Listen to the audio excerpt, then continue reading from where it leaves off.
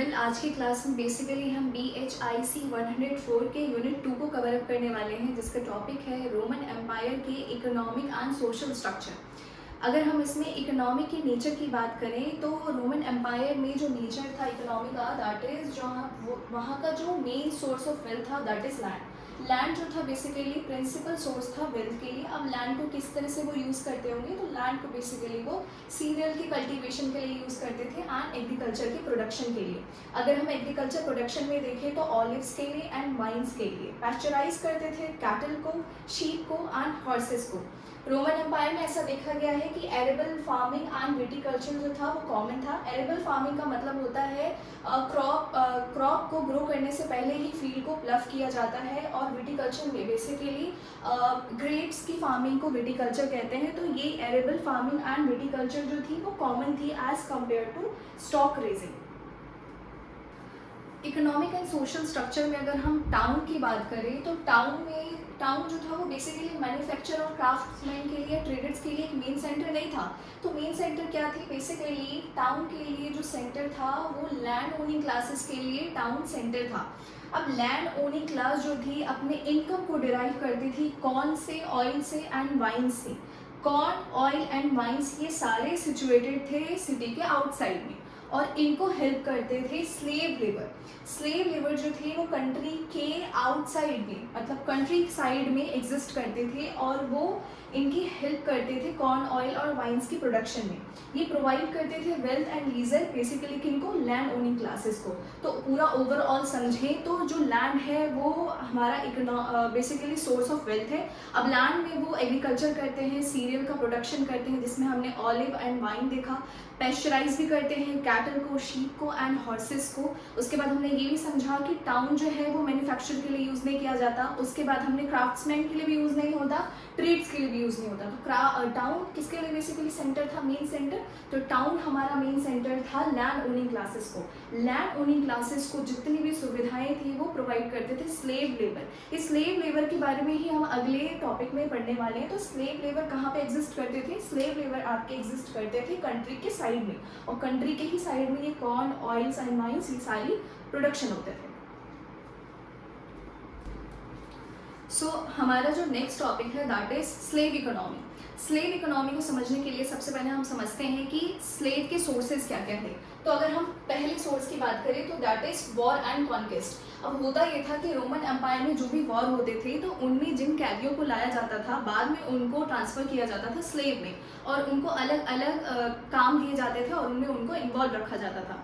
Second अगर हम point की बात करें तो सेकेंड पॉइंट है हमारा स्लेव ट्रेड। अब स्लेव का ट्रेड चलता था, पूरे एम्पायर की मार्केट में स्लेव को बेचा जाता था, सोल्ड किया जाता था, और स्लेव को इंपोर्ट किया जाता था जर्मेनिया से, नॉर्थ अफ्रीका से एंड ईस्टर्न प्रोविंसेस से। थर्ड पॉइंट की बात करें तो थर्ड पॉइंट है हमारा बर्थ और सर्विनाटी।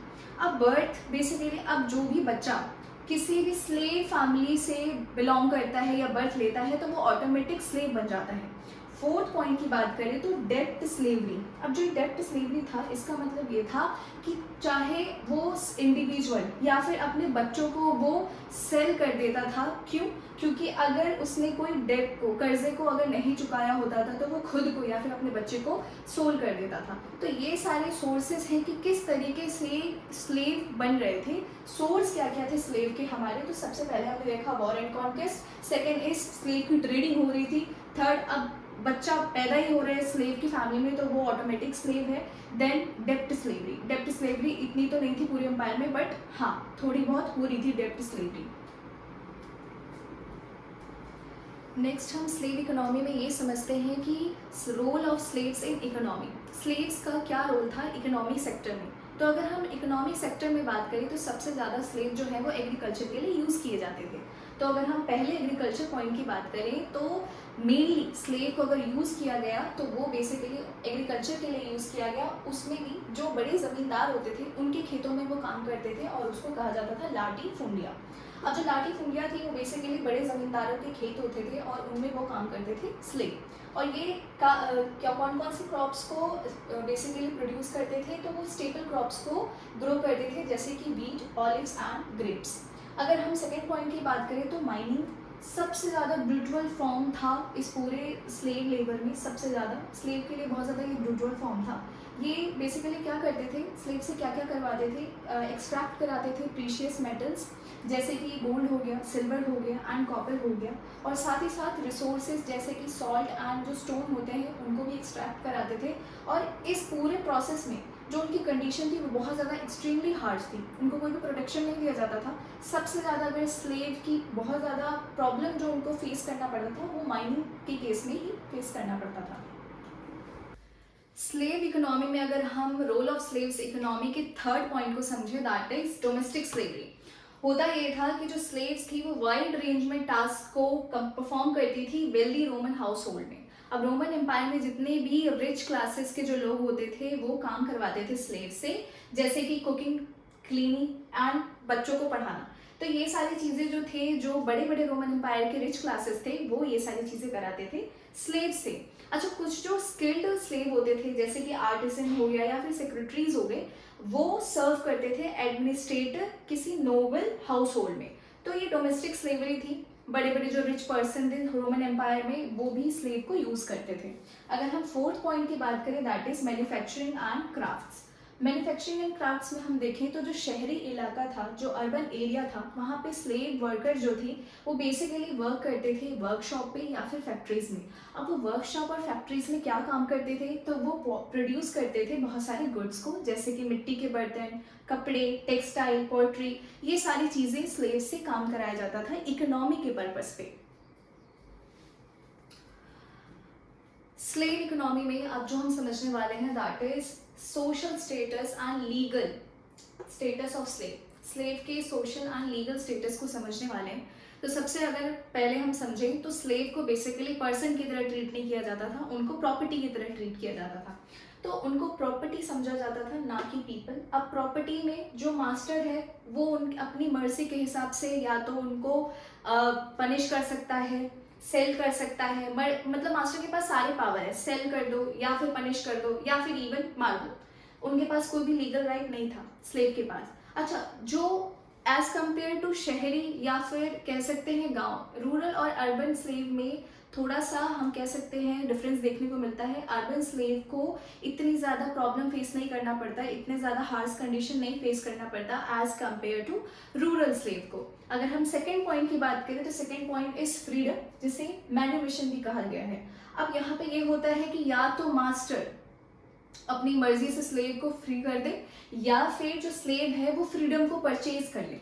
अब जो स्लेव फ्रीडम को परचेज कर लेता है सोसाइटी में, उसको उस स्लेव से ज़्यादा एक तरह से स्टेटस मिल जाता है जो स्लेव मास्टर के अंडर होता है। तो बट फिर भी जो परचेज करते हैं बेसिकली स्लेव फ्रीडम, उनको भी उतनी ज़्यादा हम कह सकते हैं कि इतनी ज़्यादा प्रायोरिटी नहीं दी जाती।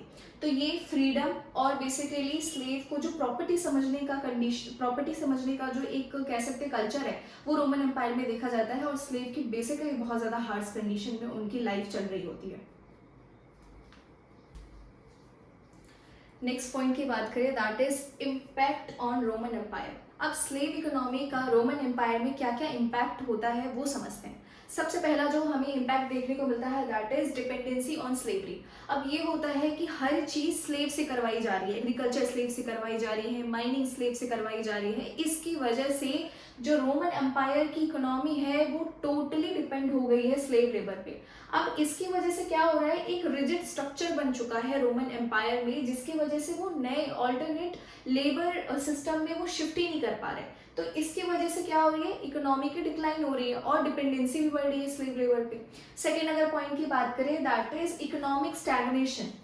अब जो कुछ हिस्टोरियंस हैं वो ये आर्ग्यू करते हैं कि जो रोमन एम्पायर है वो इतना ज़्यादा रिलायंट हो गया है स्लेव लेबर पे कि उनकी जो इकोनॉमी है वो धीरे धीरे डिक्लाइन हो रही है, स्टैग्नेशन हो गया है, रुक सी गई है। और इसकी वजह से जो नए स्लेव है उनको उनका भी सप्लाई बहुत कम हो गया है। तो ओवरऑल अगर देखा जाए तो रोमन एम्पायर में बहुत बुरा इफेक्ट पड़ा था, उनकी इकोनॉमी पे इफेक्ट पड़ा था। इवन अगर हम उनके स्ट्रक्चर की बात करें, एडमिनिस्ट्रेशन की, तो वो भी बहुत ज़्यादा इम्पैक्ट हुई थी। स्लेव टोटली डिपेंडेंसी बढ़ गई थी और इकोनॉमी जो थी या तो वो रुक सी गई थी या बिल्कुल वो धीरे धीरे डिक्रीज कर रही थी, इंक्रीज कहीं नहीं हो रही थी। स्लेव की वजह से ये सारे इम्पैक्ट्स आए हैं रोमन एम्पायर में।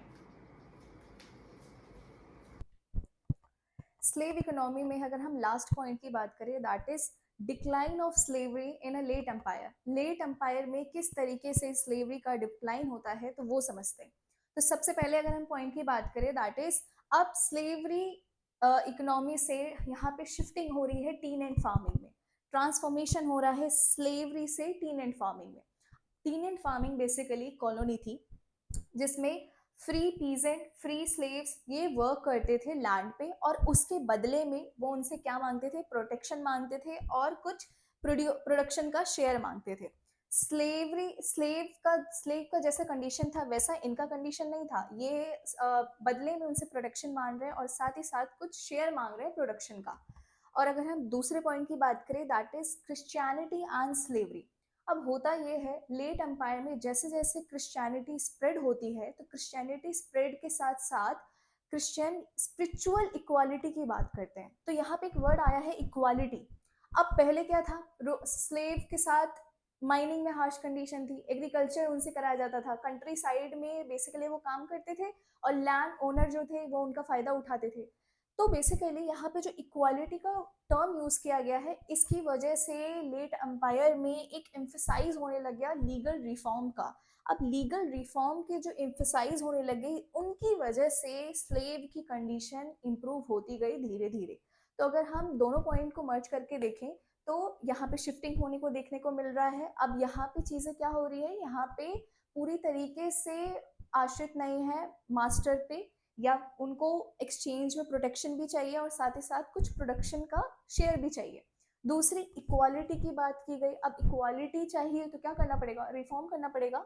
तो उन्होंने लीगल रिफॉर्म किया, जिसकी वजह से धीरे धीरे स्लेवरी का एक पूरा कह सकते हैं कि जो स्लेव है उनकी कंडीशन अच्छी होती जा रही है।